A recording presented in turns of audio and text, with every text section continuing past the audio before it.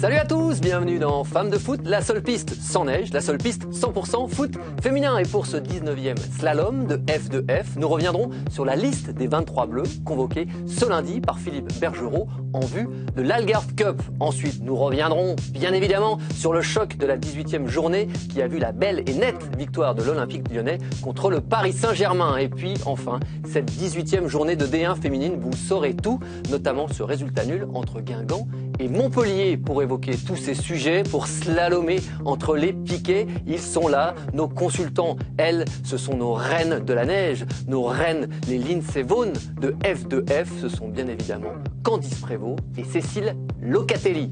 À fond, à fond, à fond. Lui, c'est le roi du slalom, le roi de la descente, mais pas qu'en montagne. Monsieur Patrice Lair, igloo, igloo, igloo.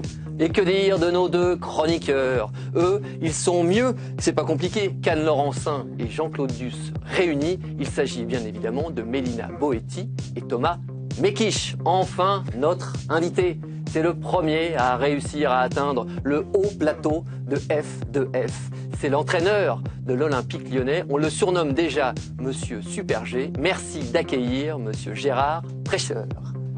Gérard, bonjour. Bonjour, merci de votre invitation. Normalement, je fais la bise ce soir. Non, on fera ça. On fera ça. Générique.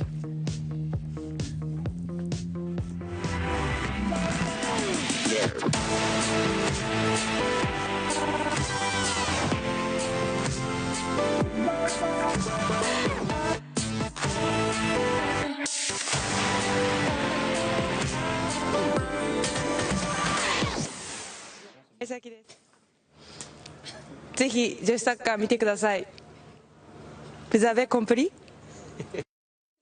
On a fait du chemin, on a progressé. Saki, maintenant notre japonais est quasiment parfait. On le révisera encore durant l'Algarve Cup. En tout cas, nous ce soir, on est ravis de retrouver Cécile Locatelli après une petite trêve hivernale bien méritée. Bien sûr, ravi aussi de vous retrouver, très content d'être là. Aux côtés de Candice, ça change un peu. Oui, on ne sait pas encore. Voilà, c'est les femmes et les hommes en face. Donc.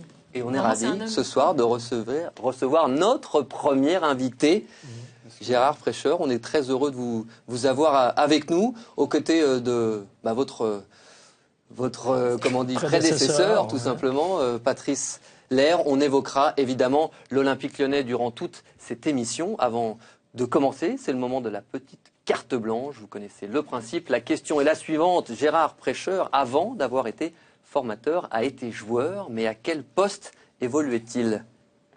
Patrice. Je dirais défense centrale. Cécile. Milieu de terrain. Candice. Milieu de terrain. Alors plutôt 6, 8 ou 10? 6. Et plutôt 6. Alors là, comment vous nous avez mis à côté, hein. réparer ça, on va verra. Non, vous avez toutes les deux, la carte Cécile. blanche, vous en servez quand vous voulez. À un moment, je ne peux pas faire autrement. Elles vous connaissent déjà parfaitement, Gérard. On verra ce que ça donne pour la suite de l'émission. On va justement regarder ce qui a été votre parcours depuis votre carrière de joueur en Division 2 essentiellement, en tant que formateur surtout, on l'a dit, depuis les années 2000, directeur du pôle France féminin et sélectionneur de l'équipe U20, puis entraîneur de l'INF, ensuite cellule d'observation de l'équipe de France masculine jusqu'en 2014, le directeur du pôle France, ça c'est depuis 2010, entraîneur national et responsable de l'ensemble du football féminin depuis 2013, et puis depuis cette saison 2014-2015, entraîneur de l'Olympique lyonnais.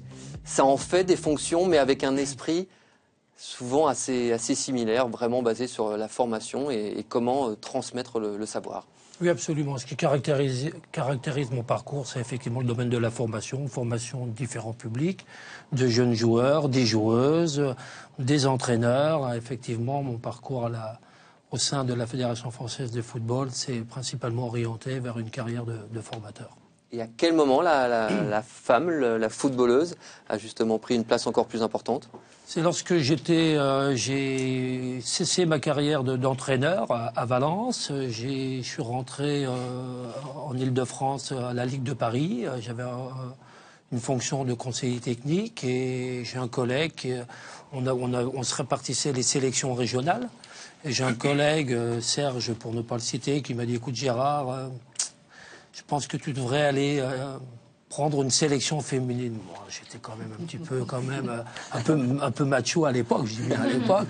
Je trouvais un petit peu. Puis j'ai expérimenté. Et ça a été, moi je peux dire utilisable. C'était le coup de foudre, effectivement. Avec la sélection d'Île-de-France, où il y avait Peggy Provost dans cette sélection, entre autres. C'était top. Il y avait un public qui était à l'écoute, qui était motivé, qui avait un besoin de reconnaissance et oui, je le redis, ouais, je suis redondant, c'était un coup de foudre. Et puis voilà, ça a duré pendant quelques années, je sais pendant 3-4 ans, jusqu'à ce qu'Aimé Jacquet et Jean-Pierre Morland me contactent pour me proposer de prendre la direction du Pôle France. Ouais. Justement, l'équipe de France, c'est aussi l'actualité du jour. On va y revenir avec la liste des 23 bleus annoncée par Philippe Bergerot ce lundi en vue de l'Algar Cup. Rendez-vous dès la semaine prochaine, évidemment, sur Eurosport. On va les regarder, si vous le voulez bien, ces 23 bleus convoqués avec... dans les buts, pas de changement pour le moment, avec la confirmation de Méline Gérard aux côtés de Sarah Boidi et Céline Deville. En défense, pas de révolution non plus, toujours les Parisiennes Boulot, Delannoy, Georges, Waradomo, et puis Gridge Mbok, Amel Majri, Wendy Renard pour les Lyonnaises, et enfin Anaïk Butel, la Juvisienne. Au milieu de terrain, ça n'a pas énormément bougé, la présence d'Aurélie Cassis pour remplacer numériquement Louisa Nessib. Et puis dans les attaquantes, c'est la même convocation que lors de la précédente rencontre face aux Américaines, toujours avec Marie-Laure Delis, Kadi Diani, Claire Lavogé, Eugénie Le Sommer et Gaëtane Tinet. Cette sélection de l'équipe de France et ses 23 bleus, c'est le sujet de notre débat de la semaine et il vous est présenté par Mélina Boetti. Coupe de l'Algarve en vue, nouvelle liste, nouvelle sélection de 23 joueuses et 17 sur 23 messages reçus. Si tu veux jouer en bleu, signe à Lyon. Si tu veux jouer en bleu, signe à Paris. Voilà, un message très porteur, dédicace aux 6 irréductibles, Tinet, Butel, Deville, Diani, Mbok et Lavogé, avec une formule en prime. Oublie que t'as aucune chance, vas-y, fonce, sur un malentendu, ça peut marcher. Alors je sais ce que vous êtes en train de dire, mais elle y comprend rien, c'est normal, l'OL et le PSG, c'est le haut du panier, c'est ce qui se fait de mieux.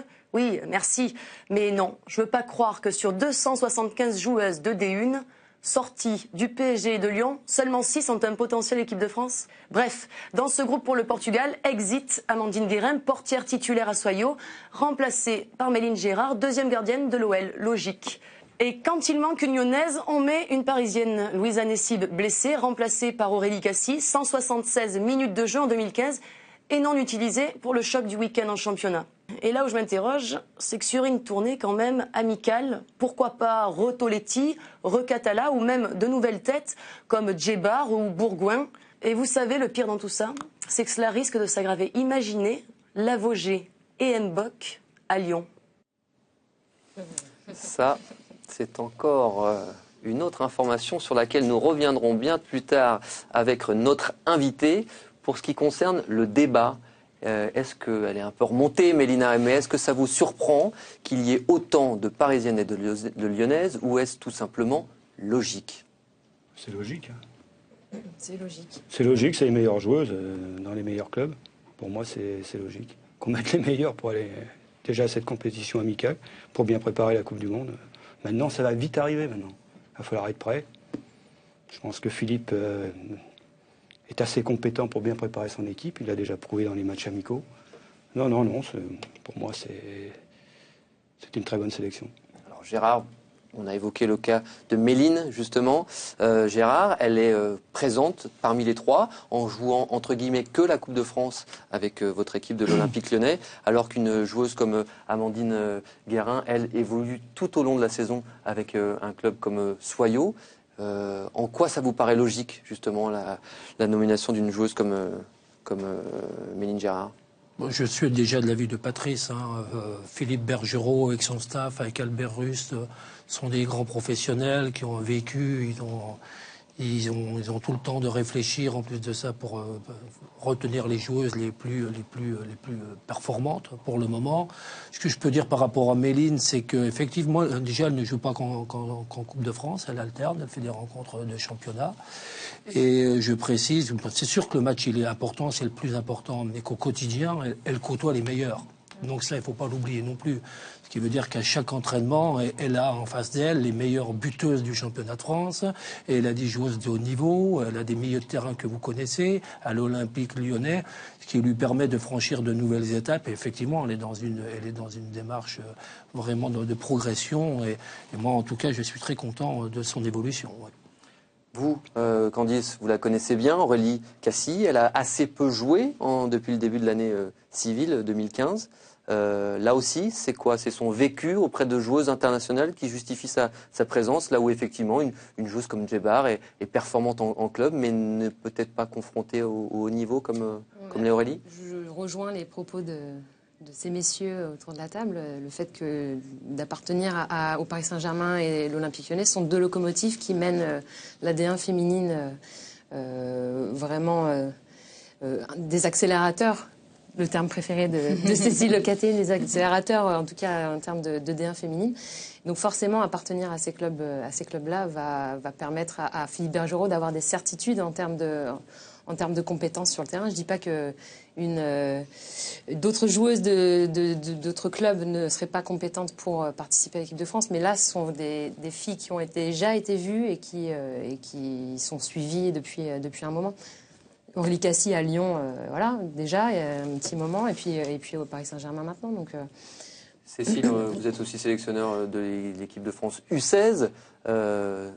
Il y a un décalage entre ces jeunes joueuses. On a envie de leur dire il faut rejoindre des grands clubs professionnels pour prétendre à l'équipe de France A plus tard. Non, pas forcément. Pas forcément. Après, bien sûr, je rejoins le discours de tout le monde, mais une joueuse comme... Enfin, je pense que Philippe Bergerot, maintenant, il a en effet des certitudes, même si dans le football, il ne faut pas trop en avoir. Mais là, on se rapproche de la Coupe du Monde. L'Algarve est un bon test. On n'est plus maintenant en train de faire des essais. On a rencontré les États-Unis, on a rencontré le Brésil. Je crois que maintenant, voilà, Aurélie Cassis, à chaque fois qu'elle est rentrée, elle a fait des très bonnes rentrées, des très bons matchs. Quand elle a été titulaire, il y a eu aucun problème. Donc c'est difficile maintenant. Patrice en a souvent parlé. D'intégrer des jeunes, c'est bien. Quand on arrive sur des compétitions majeures, il faut de l'expérience. Donc des jeunes, c'est je dirais, à dose homéopathique. Et Gérard le fait très bien à Lyon, avec F. Périssé, avec d'autres jeunes, Lucie Pinjon. Voilà, tout à fait. Mais c'est dans des moments clés et dans des moments importants, je pense qu'il faut des bases solides. Et les autres auront le temps certainement de venir... combler cette équipe. Après. Bon, c'est sur les entraînements, comme disait Gérard, de se confronter aux meilleurs. Et je pense que c'est là qu'elle progresse le plus. C'est pas forcément sur des matchs où le niveau est tellement de grosses différences. C'est sur les entraînements. Je pense que c'est très très très important. C'est là qu'elle progresse le plus. Donc on est d'accord sur la présence de toutes ces Lyonnaises et ces Parisiennes au sein de l'équipe de Philippe Bergerot. Et puis Mélina nous dit que, comment ça, Claire Lavogé ou Grit Jembok seraient quasiment lyonnaises pour la saison prochaine? Ah bon? Non, je vais être un peu plus sérieux. Je me suis engagé avec les filles, les joueuses de l'Olympique Lyonnais, d'aborder l'effectif de la prochaine saison qu'à partir de mars. Donc voilà, aujourd'hui, le club est en discussion avec toutes celles qui sont déjà à l'Olympique Lyonnais. Il y a une volonté très ferme de Jean-Michel Aulas de garder la majorité, voire même la totalité de l'effectif. Moi, je lui ai expliqué que ce n'était pas possible, que l'on puisse garder tout l'effectif, puisqu'on est 23, alors qu'on a des besoins aussi dans certains secteurs de notre jeu. Donc, on va recruter des nouvelles joueuses, bien évidemment. Voilà, donc on est dans la phase aujourd'hui. On a 5 ou 6 joueuses de niveau international qui sont en fin de contrat. Déjà, l'objectif, c'est que l'Olympique Lyonnais puisse trouver un accord pour qu'elle puisse rester au club la saison prochaine. Voilà. Quel compartiment? Dans quel secteur principalement dans le secteur défensif. Voilà. Et Gridge fait partie de cette shortlist. En tout cas, Gridge, effectivement, elle a un profil, bien évidemment, on la connaît bien, elle a un profil qui correspondrait bien à celui de l'Olympique Lyonnais, non seulement par rapport à son potentiel et ses performances, mais également à son statut, puisque l'Olympique Lyonnais aussi prend une orientation pour s'appuyer sur des joueuses expérimentées de niveau international, mais aussi une politique de formation similaire à celle des garçons qui marche parfaitement bien, principalement cette saison. On connaît tout le savoir-faire de l'Olympique Lyonnais dans le domaine de la formation chez les garçons. Ils veulent transférer, je dirais, cette politique au niveau des filles. Peut-être qu'aussi c'était un paramètre dans mon recrutement, puisqu'on parlait de mes caractéristiques de formateur. Donc voilà, donc effectivement, que ce soit Gridge Claire Lavogé. Ou Claire, ce sont des joueuses qui non seulement sont des joueuses qui ont potentiel aujourd'hui, mais qui ont une marge de progression pour arriver en haut. J'allais dire Claire Lavogé, c'est un peu le clone de Camille Abili, donc quel est entre guillemets l'intérêt de faire venir une Claire Lavogé qui va pas forcément beaucoup jouer? Mais j'ai pas fini. J'ai pas fini parce que je sais que Camille Abili, elle est aussi. Je veux pas faire sortir Camille Abili, mais en fin de carrière aussi, donc préparer l'avenir aussi. Ça doit être l'argument que tu vas sûrement tenir. Mais... Non, mais les noms que vous annoncez, c'est vous qui les annoncez. Aujourd'hui, moi, je dis ça. Vous me posez des questions concernant les grilles éclair. Je dis, le 23 février, elles ont une petite semaine. Elles ont un profil qui peut intéresser l'Olympique Lyonnais, bien évidemment. Ouais. Allez, on va regarder justement ce programme de l'Algarve Cup, puisque ce sera bien entendu sur Eurosport à suivre dès mercredi prochain avec le premier match pour les Bleus face au Portugal. Ce sera justement lors d'une première journée très intéressante avec 3 affiches en direct. Le Japon ouvrira la compétition face au Danemark. Ensuite, un Allemagne-Suède qui aura aussi son intérêt. Et puis, 2 jours après, la France sera opposée au Danemark, alors que l'Allemagne aura rencontré la Chine. Et puis, la semaine suivante, le 9 mars, ça fait beaucoup rire Candice Prévost. Le 9 mars, la France sera opposée au Japon. Ce sera un véritable test et dans la foulée, le Brésil rencontrera l'Allemagne ou peut-être un remake de la demi-finale des hommes. Qui sait? Le score sera peut-être pas aussi lourd, on l'espère, pour les Brésiliennes. Et puis la finale, évidemment, le 11 mars. Là aussi, ça dépendra des 2 meilleures équipes, les 2 meilleures premières sur les 3 poules. Cet Algarve Cup, quand on est coach, c'est aussi l'occasion justement de, qui sait, superviser des joueuses étrangères?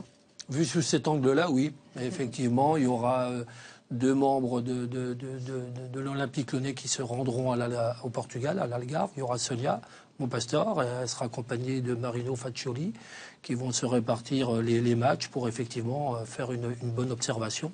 Voilà. On a hâte d'y être, en tout cas, sur cette compétition dès la semaine prochaine. C'est le temps pour nous d'ouvrir cette page de Division 1 féminine et de revenir, bien évidemment, sur ce choc que vous avez pu suivre sur notre antenne entre le Paris Saint-Germain et l'Olympique Lyonnais. Pour revivre en quelques minutes cette finale, écoutez Faustine Urbain. Samedi soir au stade Charletti, le PSG, tout juste éliminé de la Coupe de France, recevait l'Olympique Lyonnais pour le choc de cette 18e journée de Ligue 1. Car si les Parisiennes comptent à ce jour 5 points d'avance sur leur adversaire, en retard de 2 matchs, il leur fallait absolument remporter cette rencontre pour rester dans la course au titre. Après 20 minutes d'observation pendant lesquelles Paris a tout de même eu 2 occasions grâce à Aslani à la 11e et Alouchi à la 13e, les protégés de Gérard Prêcheur ont su faire la différence à la demi-heure de jeu. En effet, en l'espace de 5 petites minutes, l'OL fait plier le PSG grâce notamment à un premier but de Camille Abili à la 30e. Encore sur le ballon, encore Anaïs Gabert qui est la plus rapide, elle avait tenté. La frappe, le but! Et le but inscrit par l'OL avec une faute de main. Oui, une faute de main avec Katarzyna Grzyniec. Et l'ouverture du score pour l'Olympique Lyonnais. Puis 4 minutes après, les Lyonnaises enfoncent le clou avec un deuxième but signé Lotta Schelling. Ballon pour Anaïs Gerberg qui veut se jouer, le Caroline Seeger. Beau duel également. Le sortie des bons. Et 2-0. 2-0. Comme à la parade, Lotta Schelling pour son 26e but. 2-0 le break pour l'OL. Fin de la première mi-temps, le titre s'envole pour les Parisiennes qui, dos au mur, se doivent de marquer 4 buts pour rester dans la course. 12 minutes après leur retour des vestiaires, l'OL obtient un coup franc à 20 mètres. Regardez le mur devant Katarzyna Grzyniec, c'est parti. Quel but! Magnifique. Et quel but inscrit par Alice Boussaglia. Ça fait 3-0, quel délice que cette frappe pied droit. 3-0 pour l'OL. Et 2 minutes plus tard, c'est Lara Dickelman qui marque le 4e but pour les Lyonnaises. 23 contre 3, ouais, c'est bien fait, la part de Cochelin, Lara Dickelman. Oh le but, le 4e. Et la passe décisive de Lotta Schelling. La démonstration avec le 9e but cette saison pour Lara Dickelman, la Suissesse. Paris a capitulé, fin du match et victoire logique pour l'OL. Une belle revanche après avoir été éliminé par ces mêmes Parisiennes 3 mois plus tôt en 8e de finale de la Ligue des Champions. On est venu ici avec beaucoup d'ambition. C'est vrai qu'après l'élimination, pour ma part, on l'avait toujours à travers de la gorge. Donc voilà, on voulait pas remettre les pendules à l'heure, mais se dire qu'on restait quand même une équipe assez costaud et que ça arrivait dans le foot de se faire sortir. Lyon méritait sa victoire, elles en voulaient plus, elles ont été plus agressives. Donc voilà, c'est meilleur qu'à gagner. Là, on perd le titre, je pense, ce soir. On est éliminé en Coupe de France. Ben voilà, il faudra relever la tête avec la Ligue des Champions. C'est une belle compétition. L'OL revient ainsi à seulement 2 points du PSG. Mais comptant 2 matchs de retard, les Lyonnais sont quasi assurés de remporter leur 9e titre de championne de France d'affilée.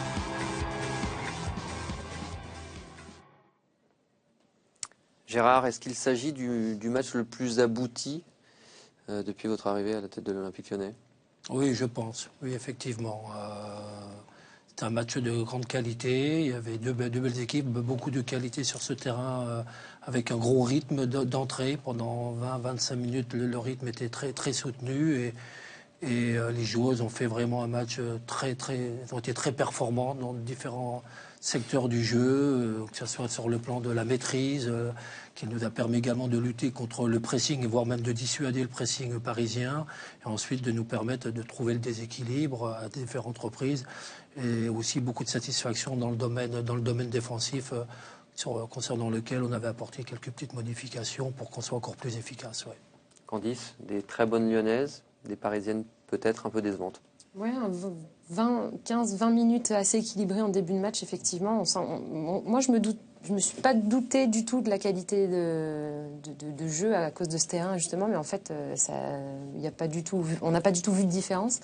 Mais effectivement, on a vu un Lyon avant, pendant et après le match aussi. Très concentré, très fort. Mentalement, elles ont appuyé là où ça faisait mal aussi. Et un Paris Saint-Germain qui a fléchi et qu'on n'avait pas forcément l'habitude de voir. Je pense que ça fait un moment qu'on les avait pas vus comme ça, aussi mal psychologiquement, mentalement, vraiment pas au mieux sur ce match. Et puis encore un collectif lyonnais, une efficacité aussi qu'elle n'avait pas eu pour la Ligue des Champions et qu'elles ont retrouvé sur ce match-là. Cécile, Farid Benstiti a insisté sur le fait que son équipe avait perdu trop de duels et que, contrairement à Lyon, l'efficacité était vraiment au rendez-vous pour les Lyonnais. Vous, sur quel aspect vous estimez que la partie a tourné? Moi, je crois que Lyon, comme le disait Gérard, dans les 25 premières minutes, a géré le PSG qui a commencé très très fort. Mais ce que j'ai beaucoup aimé, c'est que Lyon a jamais lâché le pressing, a toujours essayé de récupérer les ballons, a harcelé, a défendu très haut. Et puis, on en reparlera certainement tout à l'heure, mais je me permets de le dire, le collectif a été bien sûr exceptionnel sur un match de haut niveau. Mais il y a une joueuse qui n'était pas là en Champions League et qui, pour moi, est le commandant un petit peu de l'équipe, c'est Camille Abili. Alors après, c'est sûr que les autres ont fait un match extraordinaire, mais elle marque le premier but, elle déclenche le coup franc sur le coup franc d'Elise Boussaglia. Enfin, elle fait rayonner aussi ses coéquipières. Et puis, je pense que mentalement, maintenant, dans le vestiaire, c'est un leader fort. Et voilà, autant Shirley Cruz a manqué du côté du PSG, autant avec Camille, je pense que l'équipe a été lancée sur de très bonnes rails. C'était un petit peu le focus de Candice, mais c'est bien, comme quoi...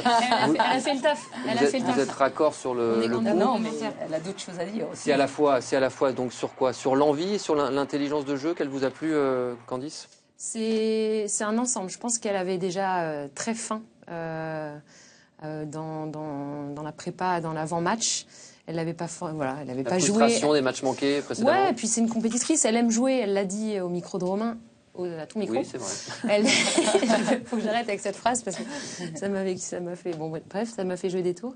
Elle avait faim. Elle avait envie de jouer ses matchs. C'est une compétitrice. Elle aime jouer ce genre de match. On l'a vu, elle était là, elle était présente à la fois dans les duels. De haut niveau.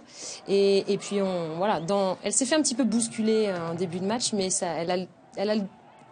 d'entrée, elle a donné le ton pour son équipe. Elle a été force. Enfin, elle a fait des propositions incroyables. Elle a distribué, elle a marqué. On revoit sur cette frappe un peu plus lointaine. Mais et Gérard, vous l'avez évoqué aussi. Vous avez demandé à Lotta de jouer naturellement plus haut dans les appels, dans la profondeur, pour justement permettre aussi à Camille d'occuper cette place entre les deux lignes. Oui, effectivement, on avait envisagé différents scénarios, dont celui qui concernait ce que Paris vienne nous faire un pressing, ce qu'ils font peu.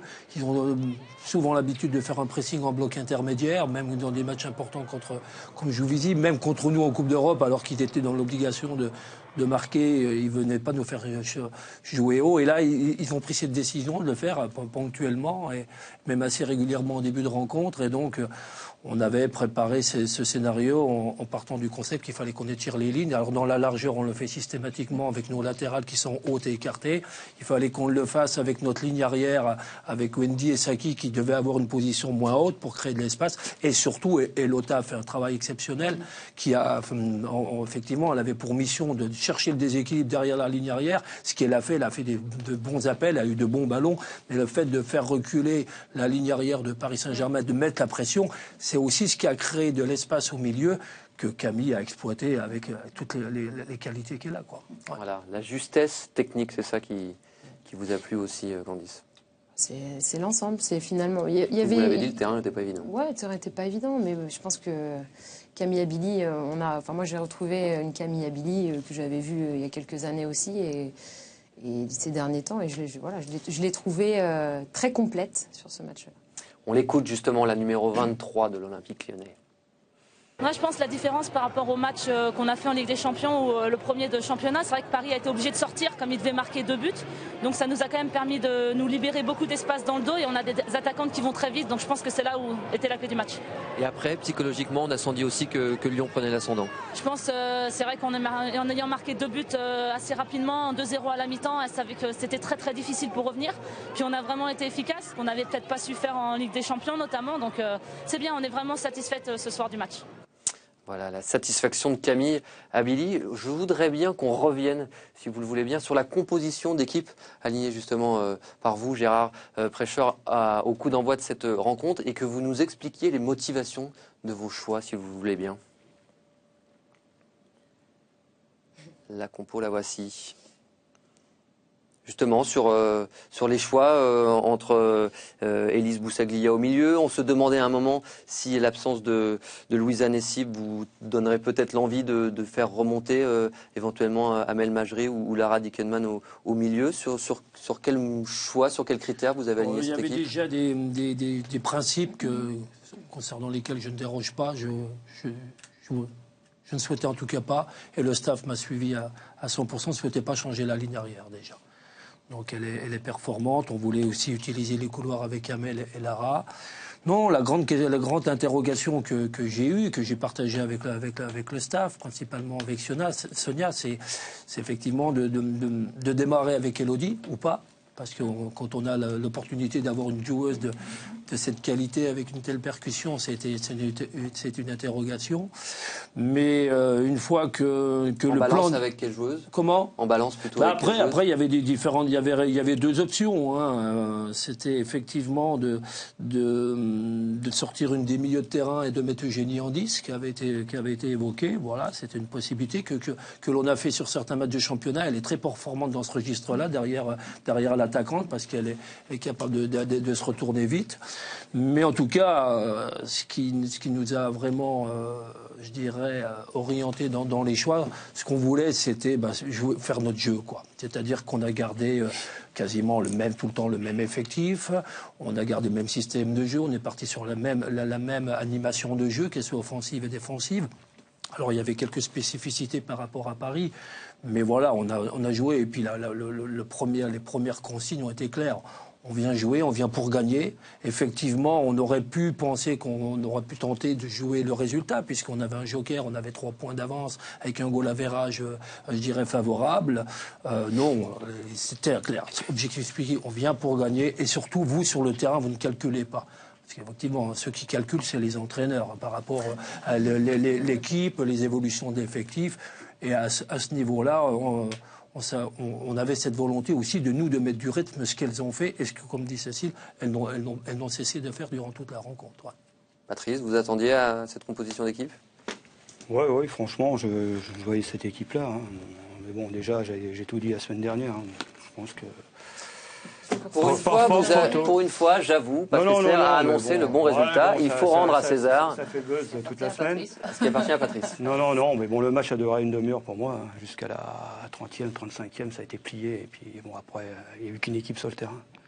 En plus, j'ai trouvé les Parisiennes complètement abattues. Jessica Ouara, à la mi-temps, interview, on a l'impression qu'elle pleurait. On sentait l'équipe complètement en perdition. Surtout quand tu dis que tu marques 4 buts pour... Non. Juste, mais bon, après, il n'y a pas photo. Moi, je n'insisterai pas trop sur certaines joueuses de Lyon. Je dirais plutôt le collectif. Ça a été très, très performant le jour J. Et c'est ça, les grandes équipes. Les plus grands talents. Et je le répète, Paris n'est pas encore prêt aujourd'hui pour ces grands matchs. Paris l'avait fait en Ligue des Champions. C'est exactement le même scénario que quand on avait été battu en championnat. On ne sait pas, c'est des choses qu'on ne maîtrise pas. On en parlait tout à l'heure avec Gérard. Tu as la main mise sur le match, tu fais une petite faute, tu te payes cash alors que tu ne mérites pas perdre. Tu mérites pas perdre, mais c'est le football, c'est comme ça. Mais aujourd'hui, dommage que Lyon ne soit pas en Ligue des Champions, franchement. Parce que je reste toujours supporter du football féminin français, pas que de l'Olympique Lyonnais, parce que je souhaite quand même à Paris d'aller le plus loin possible et de gagner cette Ligue des Champions. Mais alors ma question est simple, tous autant que vous êtes autour de la table, est-ce que 4-0, c'est la différence entre Paris et Lyon? Samedi, oui.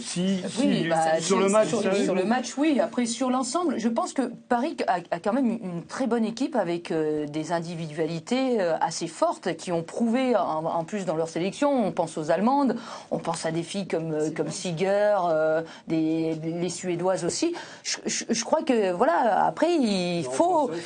Offensivement, non, mais il faut que tout ça joue bien. 2-1 pour Lyon en championnat, 1-1 puis 1-0 pour Paris en Coupe d'Europe. Cette fois-ci, c'est 4-0. Ma question, elle est simple. C'est est-ce que le vrai niveau et la vraie différence entre ces deux équipes, c'est plutôt 4-0 ou les 3 matchs qu'on avait vus avant? Lyon est plus fort. Ouais, ça suffit qu'on gagne 1-0, qu'on gagne 4-0, mais qu'on gagne les matchs. Mais oui, mais qu'on gagne les matchs. Après, il y a un gros potentiel. Une fille comme Lotta Schelling sur le match de samedi soir. Il y a longtemps, j'ai pas vu Lotta comme ça. Parce qu'elle était exceptionnelle aussi. Ça a permis, comme on disait, à Camille de se mettre entre les lignes. Et on connaît la qualité de Camille. Mais c'est une équipe complète. C'est une équipe complète. Et non, et Paris n'est pas complet. Paris n'a pas ce potentiel offensif. Ils n'ont pas de poids devant. Ils n'ont pas cette puissance. Au milieu de terrain, on parle d'Amandine Henry. Derrière, il y a Wendy Renard à Lyon. Mais ils sont vraiment au-dessus. Il y avait quand même Caroline Seger, Kera Amraoui. Certes, elle n'était pas là, mais il y a quand même Shirley Cruz. Aujourd'hui, elles ne sont pas à la hauteur des Lyonnaises. Elles ne sont pas à la hauteur des Lyonnaises, même si ce sont des bonnes joueuses. Non, elles ne sont pas à la hauteur des Lyonnaises aujourd'hui. Il faut être réaliste, c'est tout. On le dit depuis le début que le collectif lyonnais, il a 10 ans d'expérience derrière lui, plus. Mais pourtant, on a un changement d'école, on a un changement de rapport ça reste tactique les mêmes, quand même. Oui, mais non, parce que ça reste les mêmes joueuses. Après, le jeu, fondamentalement, il ne change pas non plus. Ta philosophie de jeu peut changer un petit peu, mais tes joueuses, il a connu pas quasiment toutes les Lyonnaises, mais un maximum de Lyonnaises, donc... Non, mais c'est pas ça change pas. Par contre, Paris Saint-Germain, on le dit encore une fois depuis le début, c'est une équipe relativement neuve. Tu peux pas non plus. C'est vrai. Je pense que quand même, je pense que quand même, Candice, au bout de 3 ans. Non, mais je pense que quand même, au bout de 3 ans, on doit avoir une évolution dans cette équipe du PSG. Et on avait vu en Ligue des Champions. À un moment donné, on avait vu sur le match de Charletti à l'aller en Ligue des Champions. Non, mais bien sûr qu'on voit, mais il faut arrêter de dire cette équipe n'a pas d'expérience. Vous avez des championnes du monde allemandes. J'ai pas dit qu'elle n'avait pas d'expérience. Non, je dis pas que tu l'as dit, mais qui manque un peu de... elles n'ont pas la... je pense quand même qu'elles ont les capacités. Elles ont les capacités de faire autre chose et de gêner un petit peu plus l'Olympique Lyonnais, même si l'Olympique Lyonnais est une grosse machine. Mais je pense quand même que manque d'huile un peu dans les roues. C'est ce que je dis. C'est ce que je dis. Ils sont pas encore à la hauteur de l'Olympique Lyonnais. Tu as des joueuses vraiment de talent qui s'adaptent à plusieurs systèmes. Généralement, on joue pas la même façon. On joue pas de la même façon. Ce sont des grandes joueuses, elles s'adaptent, elles sont performantes. Elles arrivent à trouver des solutions. Quand ça bloque à un moment donné, quand on voit la qualité des joueuses devant le but et des buts qu'on peut voir, une Lara Digeman qui passe derrière, qui va piquer devant elle, c'est du talent. Il y a du talent, il y a un collectif, puis il y a une force mentale. Et j'arrête là aussi pour le dire, ce sont des gagneuses. C'est du costaud. C'est vraiment du costaud, ça je peux vous le dire. J'ai eu la chance d'entraîner cette équipe. Un petit peu, mais est-ce que c'est pas ce qu'il y avait fait peut-être en partie la différence sur les 2 matchs de Ligue des Champions, ou peut-être que les Parisiennes avaient, dans l'impact, dans l'envie, peut-être battu les Lyonnaises ce jour-là? Oui, non, mais après, il y a peut-être eu, on en discutait tout à l'heure, peut-être qu'elles étaient aussi un petit peu cuites, ces Parisiennes. Peut-être que la préparation d'avant le match contre Lyon, le calendrier, peut-être que là aussi, il y a des erreurs un petit peu qui ont été commises. Donc, effectivement, on le rappelle, les Parisiennes ont déplacé 2 matchs du calendrier dès le mois de janvier. Elles ont enchaîné les matchs avec les 2 rendez-vous de Coupe de France. Les Parisiennes émoussées pour vous? Oui, mais bon, pour préparer la Coupe d'Europe, là, il va peut-être falloir chercher des matchs amicaux, non? Puisque là, il ne reste plus que 2 matchs de championnat, plus de Coupe de France. Coupe de France, hein, c'est compliqué en Ligue des Champions à la fin du mois de mars. C'est compliqué, c'est très compliqué. C'est quand même toute l'incohérence de ce calendrier cette année, quoi. C'est incohérence sur incohérence, quand même. L'avancée de 2 matchs. C'est symbolique, certes, mais on est à 18 matchs, 18 victoires. On bat 2 fois Paris Saint-Germain. On n'a aucun match en retard, on n'est pas premier. Si vous me trouvez une fédération dans laquelle vous me retrouvez ça, voilà, on n'est pas crédible, quoi. Franchement, on n'est pas crédible. C'est-à-dire que ça ne change rien sur le fond. Mais je veux dire qu'à un moment donné, on est tous des défenseurs du football féminin.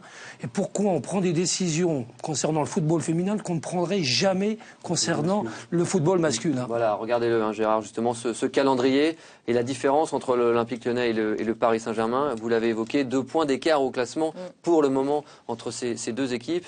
Et ces 2 points justifiés justement par les 2 matchs en retard pour Lyon. Le Paris Saint-Germain, au 21 février, il lui reste 2 matchs de championnat le 21 février. En étant en plus éliminé de la Coupe de France. Je veux dire que... Ça ne devait pas forcément être calculé dans les petits papiers. Non, mais on va jouer. Aujourd'hui est programmée la finale de Coupe de France un mercredi, 1er avril. Je regardais votre émission, je ne sais plus si c'est Patrice. Ça reste ouvert, hein, apparemment, sur la possibilité de modifier. Le débat est ouvert depuis l'élimination de Paris. Mais imaginez, j'espère qu'il est rouvert, parce que imaginez, je ne sais plus qui a pronostiqué Lyon-Montpellier. Vous imaginez, imaginez les supporters de Montpellier et de Lyon pour aller à Calais, un mercredi. Bon, voilà quoi. Il faut accepter la famille de Claire Lavogé, c'est vrai que ça fait un peu compliqué pour les Montpelliéraines. Regardons d'ailleurs ce qu'on pourra vous proposer lundi prochain. On évoquait les cas des Parisiennes. Eurosport vous présentera le premier volet d'un documentaire consacré à 3 joueuses du Paris Saint-Germain. Laure Boulot, Caroline Seger et Lira Alouchi, qui portent évidemment le même maillot en club, mais qui seront potentiellement concurrentes à la Coupe du Monde 2015. Le premier rendez-vous ce lundi dans Femmes de foot, avant d'aborder justement cette Algarve Cup. Allez, on va regarder un avant-goût. Je ne sais pas, Gérard, si vous connaissez déjà cet énergumène. Il s'appelle Thomas Mekich. Il travaille pour Femmes de foot. Il est diabolique. Et regardez ce qu'il vous a proposé pour ce match entre justement le Paris Saint-Germain et Lyon. Il était du côté de Charletti.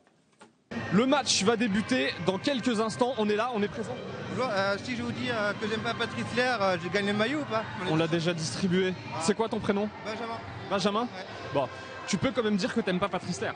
Ah, j'aime pas Patrice Lair, ouais. Ah, le méchant. Il pouvait pas le mettre déjà. C'est Thomas Mekich. Oh là. Allez, on se retrouvera à Thomas en deuxième partie de l'émission. En attendant, place au reste de la 18e journée de Division 1 féminine qui s'est disputée ce week-end. Et une fois encore, Faustine Urbain est là pour tout vous raconter. Si tout le monde attendait impatiemment le choc PSG-Lyon annoncé comme la finale du championnat, en haut comme en bas du classement, les enjeux étaient de taille pour de nombreuses équipes en cette 18e journée de championnat.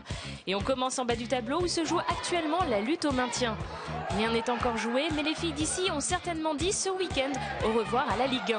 La photo rhodésienne qui signe là leur 15e succès face aux franciliennes sur un indiscutable score de 5-1. Grâce à sa victoire face à Albi 2-0, Saint-Etienne va certainement pouvoir aborder sa fin de saison de manière un peu plus sereine. En effet, la SSE comptabilise maintenant 12 points d'avance sur le premier relégable. Metz, qui occupe l'inconfortable 10e place, recevait Soyaux, actuellement 6e. C'est sur un score de 1 partout que les 2 équipes se sont quittées, gardant ainsi leurs places respectives.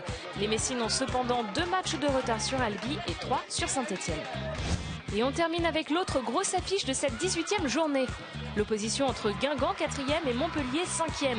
Avec un but partout, les deux équipes se sont neutralisées dans leur duel pour la 4e place. Il faudra donc attendre quelques semaines pour connaître l'identité du 4e de D1. À suivre également Arras-Juvisy, reporté pour cause de terrain en mauvais état. Difficile de faire des calculs tant les équipes n'ont pas le même nombre de matchs joués. On retiendra cependant qu'avec le match nul entre Guingamp et Montpellier, les deux équipes tirent un trait sur la 3e place du championnat. Tandis qu'en bas du tableau, les 3 promus devraient bien reprendre l'ascenseur vers la D2. Alors justement, est-ce qu'ils y sont, nos 3 promus, d'ores et déjà dans l'ascenseur qui les ramènera vers la D2, à votre avis, Gérard? Je pense qu'il y a ici le Moulineau et Arras sont dans une situation très très difficile. Oui. Voilà, Metz qui vient de faire un bon résultat contre Soyaux, encore un coup à jouer. Ouais. Avec Albi, peut-être aussi encore un peu en perte de vitesse, peut-être un mano à mano entre les deux encore, éventuellement. On va s'intéresser à l'autre match qui avait un peu d'enjeu aussi dans la partie haute du tableau entre Guingamp et Montpellier. Un résultat nul qui finalement fait sans doute les affaires de Juvisy. Oui, ouais, non, mais c'est ça. Ça vous passionne.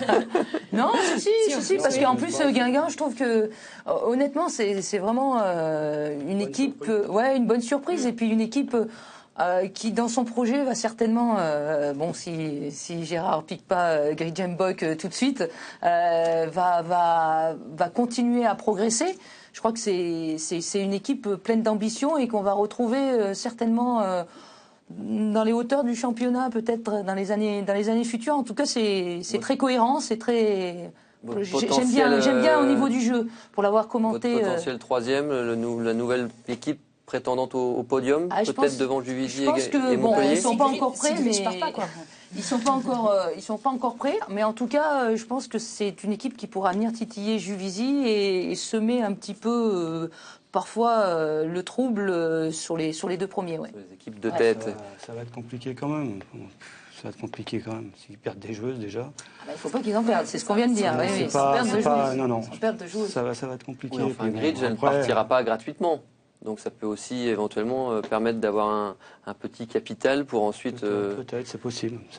Pouvoir se renforcer un petit peu. Déjà, ils ont changé beaucoup d'équipes. On en parlait tout à l'heure avec Gérard par rapport à la Coupe de France. L'équipe qui a joué le premier match de championnat contre toi, c'est pas du tout la même que celle qui va jouer en Coupe samedi à Gerland. Ouais. Non, et une bonne évolution. Mais U20 aussi dans cette équipe au départ. Pardon ? La problématique des U20 qui étaient nombreuses. Mais bon, c'est bien, il y a eu une bonne progression. C'est un bon club, c'est comme les garçons, ça bosse bien. Ils sont récompensés. Allez, justement, on évoquait ce match reporté de Juvisy. On a une petite explication supplémentaire grâce au tweet de certaines Juvisiennes qui nous ont donné une photo, comme Julie Soyeux, de l'état de la pelouse du côté d'Arras. On comprend mieux quand même, non, le pourquoi. Sandrine Dussant, idem, là on est plus sur la surface de réparation. C'est que les filles se soient déplacées pour finalement constater qu'elles ne pourraient pas jouer. Ça, c'est juste... Non, mais c'est de ne pas avoir fait l'arrêté plus tôt. C'est quand même... ça me paraît être du bon sens que de faire ça avant, plutôt que d'arriver sur le terrain et de constater les dégâts et de dire, rentrez chez vous, ça se jouera plus tard. Je trouve ça juste... Voilà. C'est un terrain à Topinambour, ça. C'est abusé. C'est vraiment abusé. C'est souvent ça, mais bon. Après, c'est vrai que se déplacer pour rien... Ouais. Allez, qu'en sera-t-il de la 19e journée de Division 1 féminine? Regardez le programme de la prochaine journée de D1 avec un match décalé qu'on vous proposera sur Eurosport entre Juvisy et Guingamp justement le samedi 21 mars en prime time. Le 22 mars ensuite, vous aurez quelques matchs importants justement dans la course à un éventuel maintien avec justement Rodez-Albi ici contre Arras dans le match des mal classés et puis l'Olympique lyonnais qui s'offrira un derby. Ça sent toujours bon. Ce sera votre premier, Gérard. Comment vous le voyez venir? Enfin, à domicile, pardon. À domicile. Oui, écoutez, il y a une rivalité. J'ai découvert cela en arrivant à l'Olympique Lyonnais. Il y a une forte rivalité entre les deux clubs. C'est bien. Ça crée une émulation. Les garçons. Oui, c'est dans un bon esprit. Souvent. Comment ça va faire bizarre à Sabrina Viguier qui va retrouver ses anciennes coéquipières. Absolument, oui. Sabrina Viguier, dont on reparlera très prochainement, je l'espère, dans Femmes de foot. Habituellement, elle s'adresse plutôt à des femmes, Mais aujourd'hui, c'est à vous. Et c'est Mélina Boetti qui vous adresse sa lettre. Cher Gérard, un club, 2 hommes et un prêcheur. Vous vouez un culte à la technique pour faire la différence. Cette prédication vous suit depuis le passage à l'an 2000. Clairefontaine pour bénitier, avec la formation comme chemin de croix, 14 ans de pèlerinage à diriger et entraîner les jeunes du Pôle France. Avant le baptême du feu en D1, l'OL comme refuge. À Lyon, où le foot féminin et religion, vous faites votre prière païenne. Foi dans les stats, crise de visionnage vidéo. Adoration pour la possession, chaque touche doit être bénie, chaque perte de balle avortée. Cette saison, pas de miracle en Ligue des Champions, mais encore vierge de toute défaite en championnat. L'évangile selon Saint Jean-Michel, chapitre 4.3.3, le sacre vous semble promis. Et pourquoi pas même un rap de vin de messe en Coupe de France.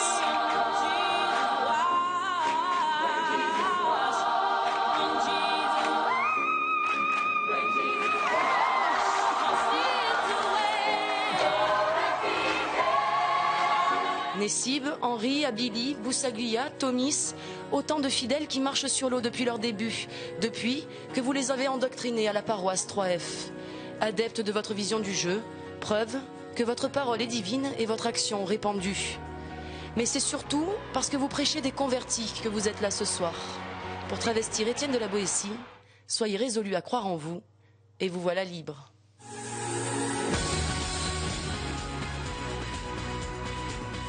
Est-ce qu'il vous a plu ce quasi-psaume de Mélina?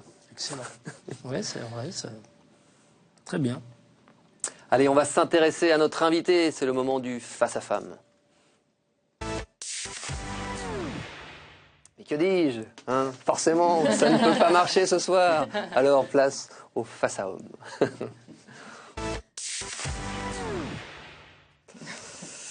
Alors moi, Gérard, je m'intéressais justement aussi à votre carrière de joueur. J'aime bien reconnaître le tracé d'une histoire. On l'a évoqué en début d'émission. Vous avez eu un parcours de joueur essentiellement en 2e division. Oui, j'étais un joueur moyen de D2 où j'ai alterné. J'ai fait 5 saisons en D2, 5 saisons en D3. Ouais. Voilà, avec un début assez prometteur, puisque j'ai fait mes premiers matchs en D2. J'avais pas 18 ans, j'avais 17 ans et demi. Donc voilà, et puis je pensais signer un contrat professionnel à Nancy, ça s'est pas fait, donc je suis rentré un peu dans le circuit promotionnel de l'époque. Après, j'ai pu rebondir sur des clubs, je dirais, moyens de D2 et réussir comme ça à rester dans le circuit, voilà, avant d'embrasser la carrière d'entraîneur. Ouais. Et justement, est-ce que c'est une personnalité, un joueur, un entraîneur qui vous ont donné cette soif, cette envie de formation? Est-ce que vous aviez comme ça un Pygmalion? Je dirais que j'ai eu les deux. J'ai eu beaucoup d'entraîneurs qui m'ont donné envie de ne pas faire ce que j'avais vécu comme joueur, concernant lesquels, effectivement, voilà. Non, j'ai pas eu. Bon, je suis dans le milieu, je suis lorrain, le dernier de 6 enfants, où en Lorraine, avec le football, le père joueur, le père entraîneur, le grand frère professionnel à Nancy. Donc effectivement, voilà, baigné tout le temps dans ce milieu du football, où dès qu'on avait un moment, on mettait 2 cartables, on jouait au football. C'était l'époque du football de la rue, voilà. Donc, j'ai toujours vécu dans ce milieu-là, ouais. Mais la formation, hein, on ne cesse de le dire, c'est votre marque de fabrique. Oui, une vocation, franchement. Ouais, Et un exemple, un modèle, quelqu'un qui... Une école, ou je ne sais pas.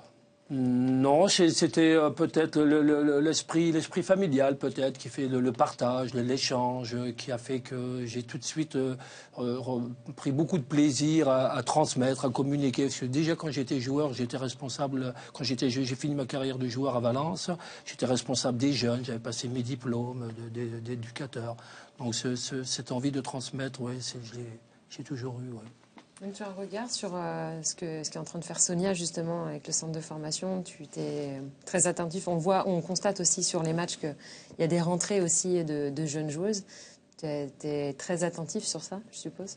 Oui, bien évidemment. On fait vraiment un très bon binôme. Alors, bien sûr, elle m'assiste. Heureusement, Je l'ai dit à la fin du match et je le redis ce soir, je veux vraiment mettre en avant le travail du staff parce que c'est moi ce soir qui suis devant la caméra. Les joueuses sont toujours sous le feu des projecteurs et on ne parle pas, mais le travail que fait Sonia, le travail que fait Johan, Tourou au niveau de la préparation athlétique, voilà. Les gens qui travaillent autour de nous, le staff médical. Je travaille avec une société, Eleven Software, qui fait tout le suivi statistique. C'est un énorme travail. Donc, je suis content de pouvoir le mettre en avant. Voilà. Maintenant, pour répondre plus précisément par rapport à Sonia, voilà, elle m'assiste beaucoup au niveau de mon job d'entraîneur aujourd'hui. Et je bénéficie de son expérience de joueuse, elle, de très haut niveau.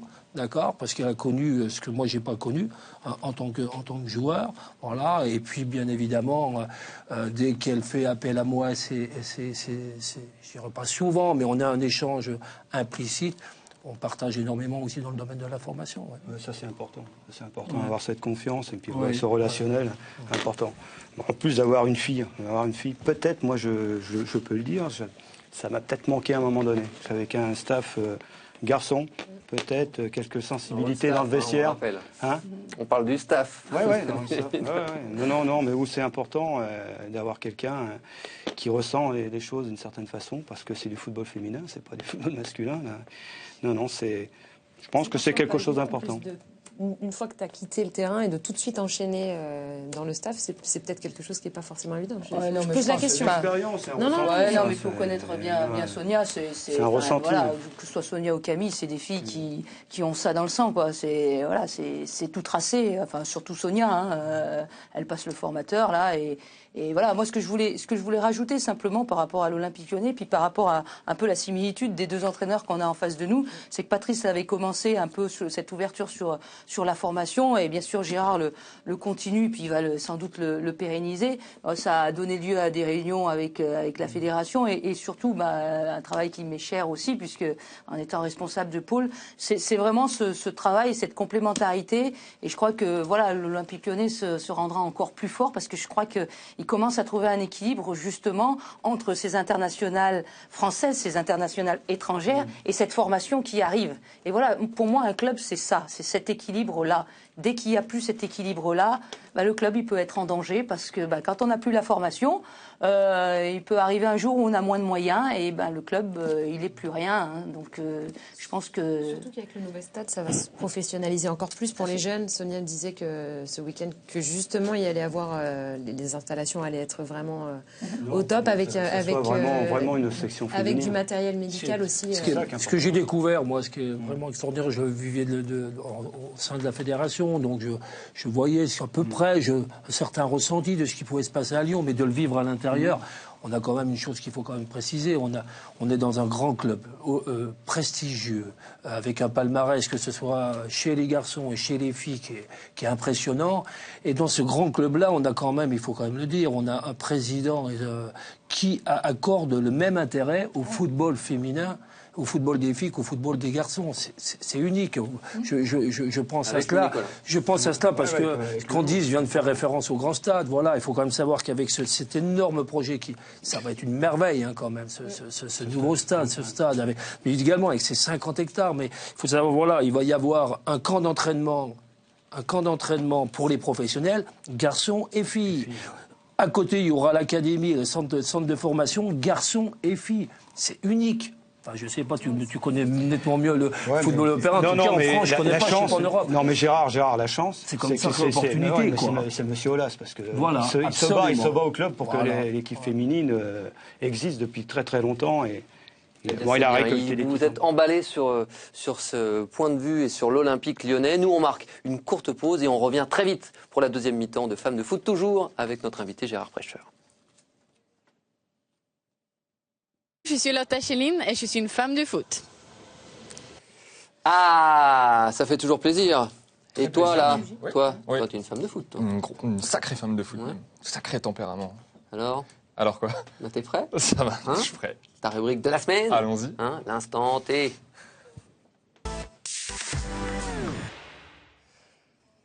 Je peux y aller, c'est bon? Ah il serait temps. Bon, Gérard, je suis content de vous recevoir sur ce plateau. Gérard, je dis vous recevoir. Ça va, Candice? Je vois rire. Elle l'a brandi. La carte blanche. Je demande à Juan Geloen. d'afficher le chrono, 30 secondes. Dites-nous tout, on est tout oui. Et alors, c'est moi qui vais parler. Alors, Ah bah, choses. c'est J'ai deux choses. Alors, 30 secondes, il va falloir. J'ai c'est promis, parti, je vais passer un petit bonjour à tout le staff de l'équipe de France U16. J'espère qu'ils sont pas allés au carnaval de Dunkerque ce soir. Et je voudrais dire une chose sur Gérard, qui nous a pas dit, ce petit cachotier. Tu t'es fait battre au tennis ballon par Camille Abili, Elise Boussaglia et Corinne Petit. Dans leur rêve, oui. Ils vont gagner dans leur rêve. Grand expert du tennis ballon. Très grand pro du tennis grand ballon. expert du n'aime pas perdre. Très mauvais perdant. Très mauvais perdant. C'est bien. Eh bien, c'est parti. On a une info. On sait que Thomas ira nous tourner le prochain tennis ballon discrètement. Allons-y. Bon, j'aimerais juste commencer en disant que je suis content de recevoir Gérard. Pourquoi Gérard? Parce que j'entretiens une bonne relation avec les entraîneurs de l'OL, voire même les anciens entraîneurs de l'OL. Parfois, on c'est pas ce que j'avais cru comprendre dans les studios. Mais bon. Non,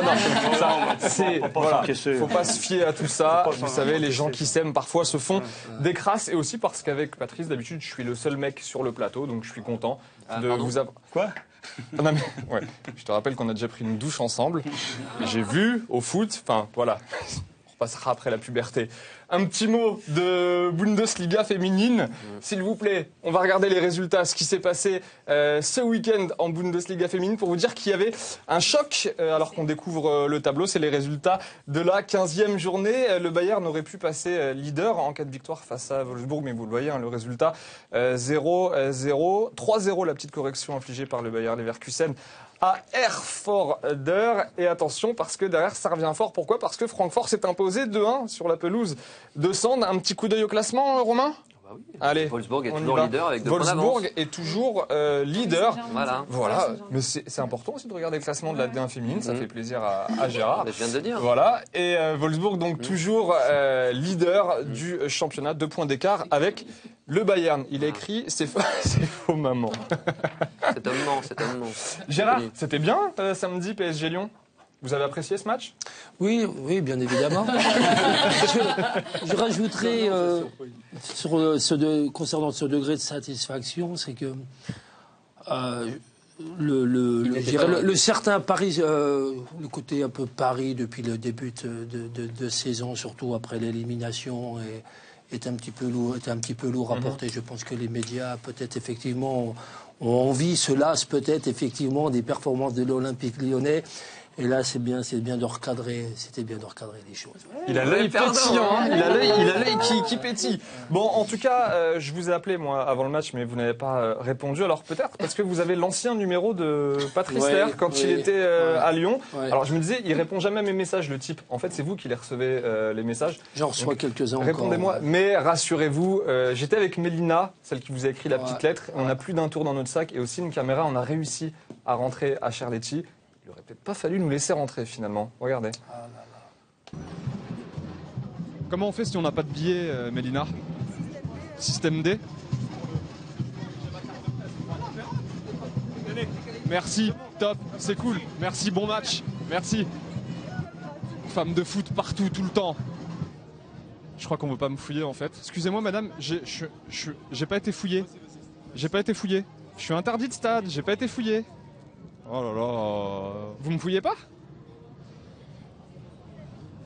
Je connais Patrice Lair. Pardon? Je connais Patrice Lair, hein. Attention.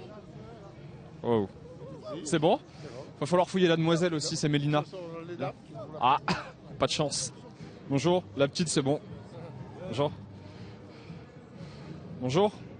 Les bras. C'est bon. Allez-y. C'est juste là, avec la dame. On y va. On y va. Olympique Lyonnais, Patrice Lair, forcément, vous êtes amis? Pas trop. Il a viré ma joueuse favorite de l'Olympique Lyonnais. C'est qui? Ami Otaki. Et vous lui en voulez depuis? Ah oui. Il est mal fait le P là. Ouais. Mais moi je sais où il est le lundi soir. Il est sur Fan de Foot à 22h45. Ouais. Il y a peut-être moyen de faire quelque chose. Vous êtes maquilleur professionnel, c'est ça? C'est ça, oui, j'ai fait une formation à l'école des maquilleurs professionnels. Bonsoir. Bonsoir. Vous êtes la fanfare du... Alors on n'est pas une fanfare, on est une batucada. Une quoi? Un truc du Brésil, batucada. Ouais, une fanfare quoi. Si tu veux. Non, là c'est pas du rouge, c'est du blanc là. Ah. Là c'est du blanc, c'est une couleur primaire. D'accord, très bien. C'est moi le boss de la fanfare, ok? Venez. Venez tous. À qui le tour maintenant? Quelqu'un d'autre? Il n'y a plus personne là d'un coup. Super Paname.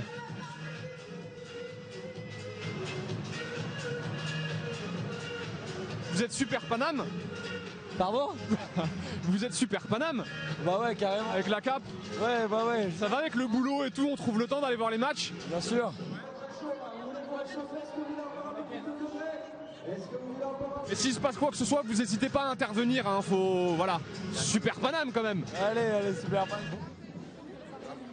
Je suis tous les lundis soirs à 22h30 devant Eurosport tellement que je veux pas le rater. Ça commence à 22h35. C'est à moi. Au début, je voulais le vendre, 150. 1,50 €? Bah vas-y, prends-le, c'est bon. J'encourage à toutes les filles à jouer au foot, c'est important. Et allez Paris et à fond quoi. Ça enregistrait pas en fait, on t'a fait une petite blague. Ah d'accord, merci. Ah, il est méchant ce Thomas. Non, c'est bien éclaté, j'ai hâte de venir à Lyon en tout cas. Ouais. On peut? Vous serez bienvenus. Ah bah voilà, bah, c'est noté. Le rendez-vous Bing est pris, voilà, on remercie. Allez. Thomas, le supporter. Oui, je m'appelle Thomas. Oui. Ouais. Le supporter, il ne pouvait pas mettre mon t-shirt, mais bon, s'il me recontacte, moi, je lui donnerai un maillot collector je lui ai promis, Ligue des Champions. J'ai promis que tu lui en enverrais un. J'ai promis que tu lui en enverrais un. J'ai son numéro, donc tu n'aurais pas dû faire le malin, parce qu'on va vraiment le faire maintenant. Ah non, mais je lui donnerai un maillot, j'en ai quelques-uns qui généreux. On a été ravis en tout cas de recevoir Gérard Prêcheur. Merci beaucoup de votre visite. On est très fiers. Vous êtes le premier homme sur ce plateau, un vrai, lui, et ça nous a fait vraiment plaisir. Vous revenez quand vous voulez. Je remercie évidemment nos consultantes, Candice Prévost, Cécile Locatelli et puis Patrice Lair. Nous, on se donne rendez-vous la semaine prochaine, lundi prochain, avec a priori une invitée dont le nom a été évoqué ce soir. Merci à Erwan Géloen, notre chef d'édition. Merci beaucoup à Olivier Desnos et à toutes nos équipes techniques. On se donne rendez-vous très bientôt, lundi, et puis l'Algarve Cup la semaine prochaine. N'oubliez pas, quelque part, nous sommes déjà tous les bonhommes de foot et les femmes de foot. On était majoritaires.